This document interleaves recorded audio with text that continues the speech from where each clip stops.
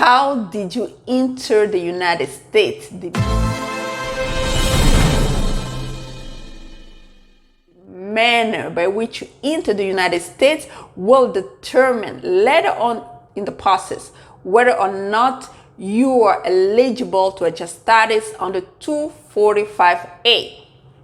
My name is Bijoux Ngwanda. I'm an immigration lawyer here based in DC. I do work with individuals across the country and around the world because we're dealing with complex U.S. immigration laws.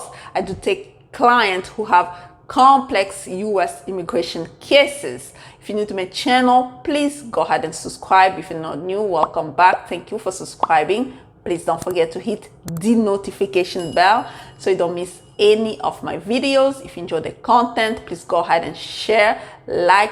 Don't forget to comment below. Also, don't forget to join us on our private Facebook group.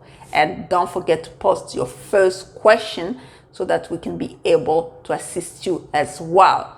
Let's get into the subject. There are two uncommon ways that have been proven to have met the requirement of inspection and admission. Remember, in order to adjust status under 245A, one of the requirements is that you must have been inspected or admitted into the United States.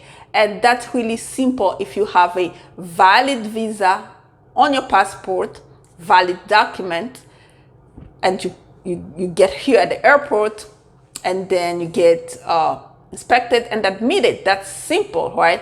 What if you don't have that, but you find yourself here? Two uncommon ways. Those are the two ways that we are going to be talking about. And really, we are going to show you how it has been proven that those ways also that you can prove admission or inspection. Number one, wave-through entry. What is wave-through entry? Wave-through entry, it's basically when a person physically presents themselves or himself at the border without any sort of questioning from an officer. That person is simply waved through. Let me give you a specific example. This happens a lot at the border, land border. When somebody happens to be on a passenger seat of a vehicle, right? Not hiding, on a passenger seat where the officer can actually see them, right? See the person. So, and then there's a driver driving the car, and you arrive at the border, and the officer only questions the driver. The driver presents the documents, and the driver is free to get to pass. And you, because you happen to be at the passenger seat, and you just wave through without any question from the officer. So this is what the BIA in the matter of Ngwanda has said, that you have passed procedurally correct requirement. So basically you have been admitted and inspected.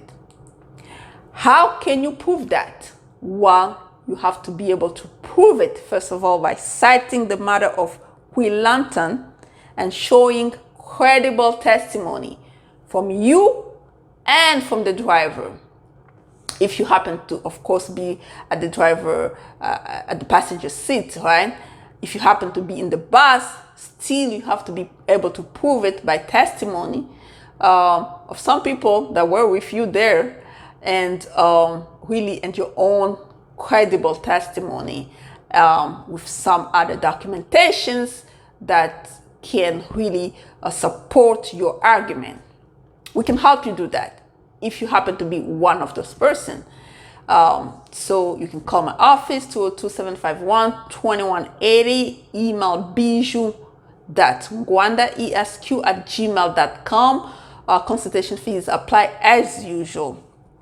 So that's the first way. The second and the last uncommon way is when you entry with misrepresentation or false document. This happens a lot at the airport. The way by which you enter is by airplane, right? You get at the airport and you present yourself with false documents. You present those false documents by way of misrepresentation, of course. You show those false documents, boom, you are inspected and admitted into the United States. But then later on you want to adjust status, but the documents were not yours. What can you possibly do? You can say that you were admitted and inspected, but unfortunately it was by presenting false document and misrepresentation. You are required to apply for a waiver and hope that the waiver get granted. Waiver of misrepresentation and fraud, right? That's the 601 inadmissibility waiver. And hope that is granted, and therefore you will be able to adjust status. We can help you with that one as well. Okay? Why is it important? Because we have been asked those questions a lot. I was inspected, but I don't have a way to show it. So if you were inspected and admitted to the US and you have no way of proving it, make sure you check whether you were admitted under wave-through entry or under misrepresentation or false document entry. If one of those two criteria applies to you, then you can actually contact us so we can try to sort this thing out for you and try to help you. Because if you are not inspected or admitted, the only option you will have is to adjust that adjust status, under 245I, which we have talked about a lot on this channel. And most people are not eligible to adjust under 245I, which requires you to show an approvable petition or an approved petition that was filed before or on April 30th, 2001, which a lot of people do not have that, right?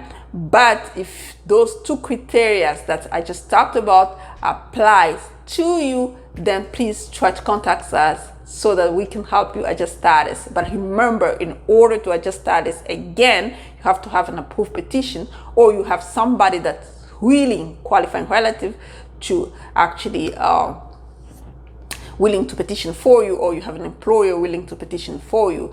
And if you find yourself in non-lawful status, as far as non-immigrant lawful status, then again we have to go through the process of finding out whether you are eligible for a waiver or not. But if you have a qualifying relative, you know, it's much straightforward process, right? So this is it for today. Again, please share this video, like, don't forget to comment below. We are answering this question because this question is so crucial for adjustment of status. A lot of people find themselves, as a matter of fact, yesterday I just got the same question while I came with somebody else's document. But I was inspected and I was inspected and admitted. So what should I do? This is your answer, right? You came with somebody else's document, you were inspected and admitted, as long as that document is not falsely claiming U.S. citizenship. So it has to be not a U.S. passport, right? Because you cannot knowingly falsely claiming U.S. citizenship in order to get here, because that one is not going to work. If it's somebody else's passport for another country, then we can figure out a way to help you by applying for a waiver of misrepresentation and hope for it to be granted. Again, my name is Bijoux Ngwanda, immigration lawyer here based in DC. Until next time, bye-bye.